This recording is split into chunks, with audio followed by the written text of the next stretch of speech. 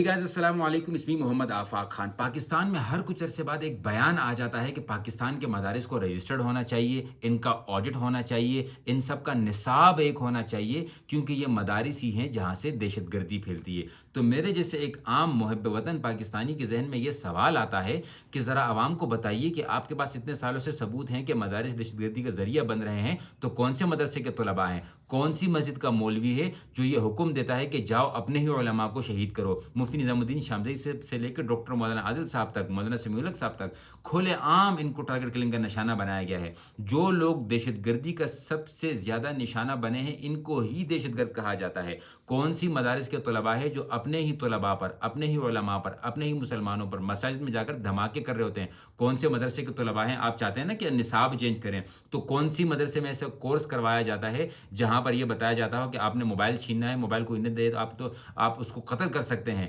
आप ये बताइए कि अगर ये मदारिस दहशतगर्दी का ज़रिया बनते तो क्या 75 से ज़्यादा ममालिक के बच्चे इन मदारिस में आके पढ़ रहे होते? बड़े-बड़े मदारिस जो है अल्हम्दुलिल्लाह पाकिस्तान के रजिस्टर हैं और वो ऑडिट भी करवाते हैं। जहाँ तक छोटे मदारिस की बात है, कोई मौलवी, कोई ऐसा मदरसे का मुहतमिम होगा जो आपसे ये नहीं कहेगा कि हमें रजिस्टर्ड मत करो। बिल्कुल आप करो, ये कानूनी काम करना चाहिए। लेकिन ये तमाम का तमाम मलबा उलमा पर, तलबा पर, मदारिस पर नहीं डाला जाए। अपनी ज़िम्मेदारियों से आँखें नहीं बंद की जाएँ। यूनिवर्सिटी के ही जो पढ़े हुए हैं, जो आजकल इक़्तिदार पर बैठे हुए होते हैं, बड़ी-बड़ी कुर्सियों पर बैठे हुए होते हैं, डीएसपी, एसपीज़ और ये एसएचओज़ और जितने भी ये काउंसलर्स हैं, जितने भी एमपीएज़, एमएनएज़ हैं, इनमें कौन से ऐसे मौलवी हैं जो कानून को जो है वो ख़राब कर रहे होते हैं? ये हमारे जैसे आम लोग हैं जिन्होंने कानून को ख़राब किया हुआ है, मुल्क के तमाम अमनीयत को ख़राब करके रखा हुआ है, और आप इल्ज़ाम देते हैं मदारिस पर क्योंकि ये आगे से आपको रिएक्ट नहीं करते।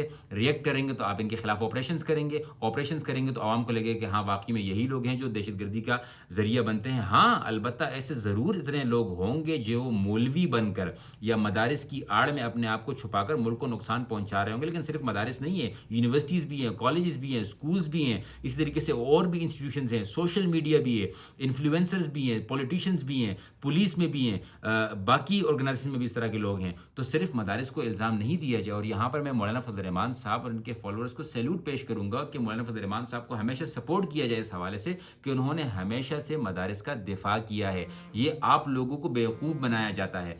किस किस नौजवान को अपने मुल्क की फ़ौज अच्छी नहीं लगती होगी? हर बंदे को फ़ौज अच्छी लगती है, लगनी भी चाहिए। फ़ौज ना हो तो आप देख सकते हैं बाकी ममालिक का क्या हाल है जिनके पास फ़ौज नहीं है। लेकिन इस तरह की हरकतों से, इस तरह के बयानात से लोगों के दिलों में नफ़रतें पैदा होती हैं और लोग उन लोगों के पीछे लग जाते हैं जो सबसे ज़्यादा पुरअमन लोग हैं। आप मुझे बताइएगा कि कब मदारिस के तलबा ने खुदकुशियाँ की हैं इस उसकी महंगाई की वजह से खुदकुशियाँ की हों या महंगाई की वजह से उन्होंने मुल्क के अमन व अमान को ख़राब किया हो? ऐसा कुछ नहीं होता। इन लोगों को छोड़ दो, ये अपना काम कर रहे हैं। एक वाहिद यही तो लोग हैं जो कि पाकिस्तान के नाम को रोशन कर रहे हैं। इनको तो कम से कम आराम और सुकून से छोड़ दो। अगर आप इन्हीं के खिलाफ बयानात देने लगोगे तो कौन आपसे मोहब्बत करेगा? कौन आपके लिए दुआएँ करेगा? कौन आपकी मोहब्बत लोगों के दिलों में डालेगा? कौन अहादीस और कुरान की आयत सुनाएगा कि जो आप अपने मुल्क के मुहाफ़िज़ीन होते हैं, उनका क्या मुकाम होता है? तो मेरी आप लोगों से यही गुज़ारिश है, आवाम से भी यही गुज़ारिश है कि एक हर कुछ अरसे बाद आपके साथ इस तरह का कोई न कोई सिस्टम किया जाता है, जिसमें यकीनन कोई सच्चाई नहीं है। इसमें सिर्फ़ और सिर्फ़ ये इदारों की फेलियर है। फेलियर को छुपाने के लिए किसी न किसी पर इल्ज़ाम डाल देते हैं। पता होता है कि यहाँ से कोई रिएक्शन नहीं आएगा, रिएक्शन आएगा तो सिर्फ़ इन लोगों का नुकसान होगा, हमारा नुकसान नहीं होगा। तो आओ इनके ऊपर हम बात कर लेते हैं।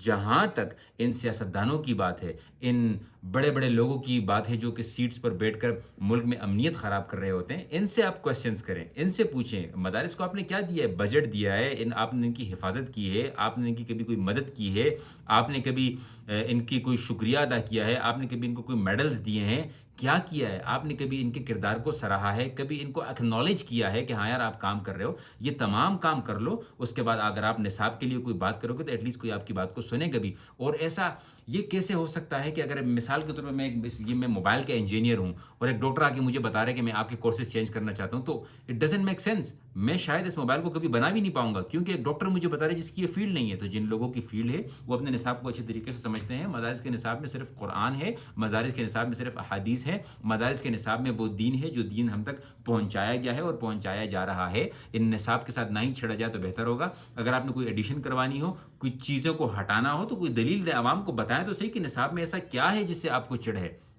अवाम को बताया जाए। تو میرے خیال میں مدارس کے اوپر جتنا بھی ہو سکے ان کے ساتھ ان کی مدد کی جائے. اگر مدد نہیں کرتے تو کم از کم ان کو نقصان بھی نہیں پہنچایا جائے. جزاکم اللہ خیرن. اگر کسی کے پاس میرے سوالات کے جوابات ہوں تو کامنٹ میں ضرور بتائیے گا. السلام